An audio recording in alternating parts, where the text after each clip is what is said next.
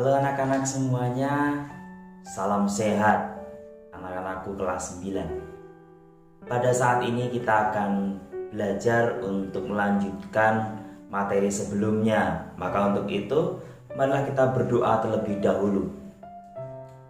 Dalam nama Bapa dan Putra dan Roh Kudus, amin.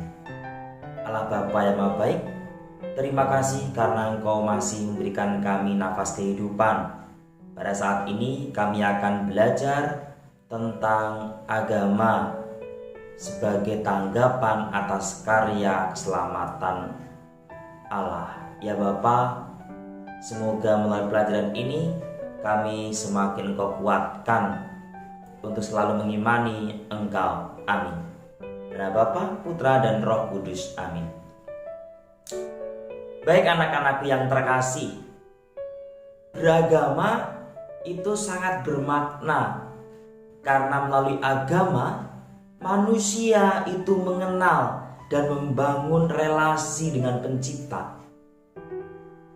Seperti yang kita pelajari pada bagian kemarin sebelumnya, bagian yang pertama masih dalam bab yang sama, beragama sebagai tanggapan atas karya keselamatan Allah. Tetapi tidak semua orang mampu untuk menghayati beberapa praktek beragama yang tidak benar sering terjadi.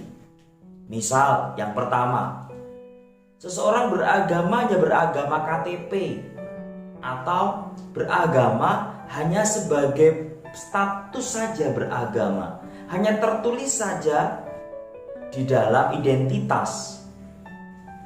Lalu yang kedua, hidup beragama hanya sebatas hal-hal lahiriah saja. Artinya apa? Hal-hal lahiriah di sini. Beragama itu ya hanya, misalnya saya sebagai orang Katolik hanya tiap minggu aja ke gereja, hanya tahu itu. Sebagai umat Muslim yang laki-laki, Jumatan pada hari Jumat, hanya tahu pada bagian-bagian itu. Kalau pada masa puasa ya berpuasa, tapi tidak memahami makna dari semua itu dan lain sebagainya. Nah, kemudian yang ketiga, beragama itu hanya menjalankan perintah dari pemimpin agama. Seringkalinya apa seorang pemimpin agama mengatakan demikian, kita ikuti. Mengatakan A, kita ikuti A. Mengatakan B, kita ikuti B. Apakah hanya seperti itu? Atau yang lebih lagi, praktek yang tidak benar adalah yang keempat. Agama untuk kepentingan pribadi atau kepentingan sendiri, atau hanya untuk kepentingan kelompok, bahkan untuk politik. Agama dipakai untuk kepentingan sendiri atau kelompok.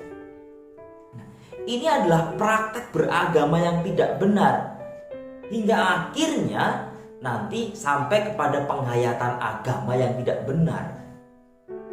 Apa saja itu anak-anak? Penghayatan agama yang tidak benar yang sering terjadi, yaitu yang pertama, sikap munafik.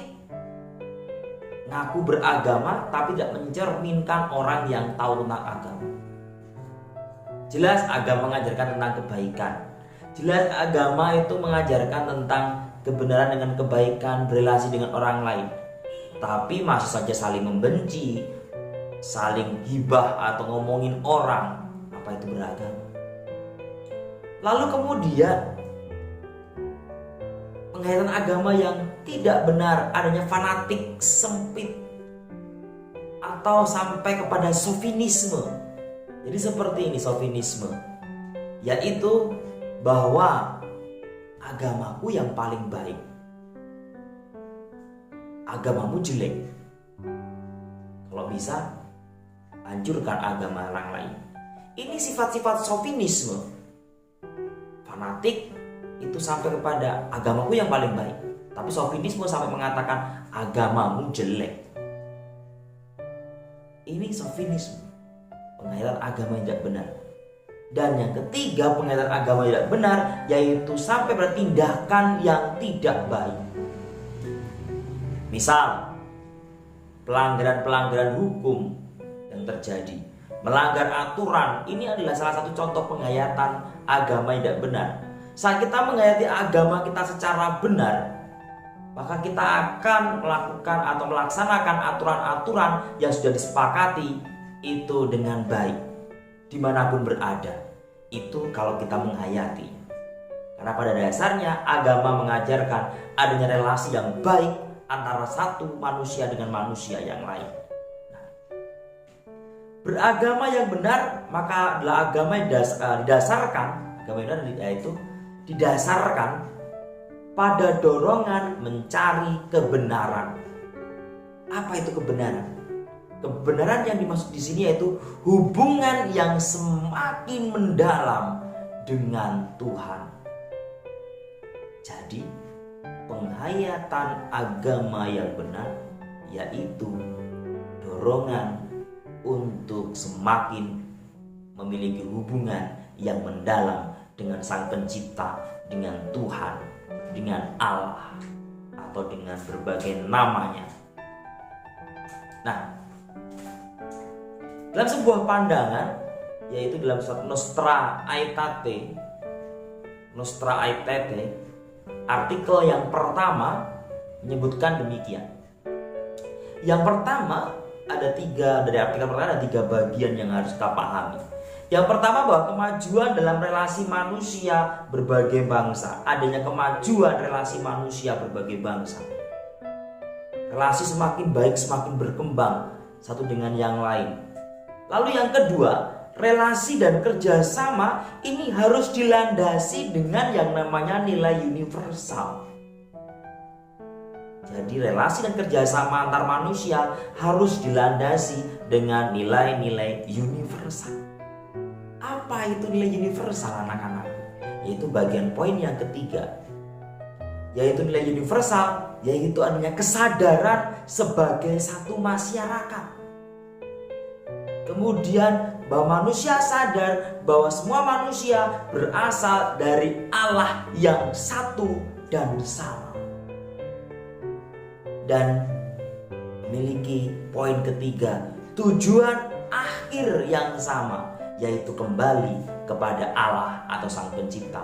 Jadi nilai universal itu memiliki 3 pokok, 3 konsep.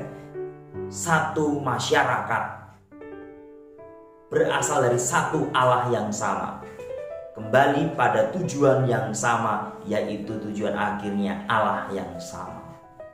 Inilah nilai universal. Ini perlu dipahami sebagai dasar atau sebagai landasan relasi dan kerjasama setiap manusia.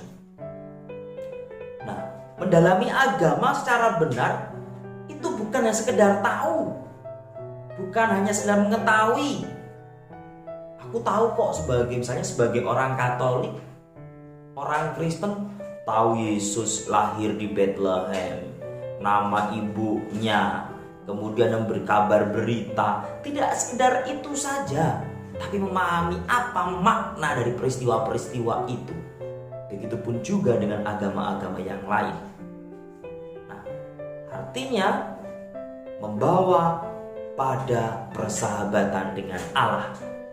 Sehingga dengan beragama yang benar, yaitu mendalami agama secara benar, kita menyadari bahwa Allah senantiasa hadir dan menyapa, menghibur, membimbing, serta menguatkan kita dalam suka dan duka.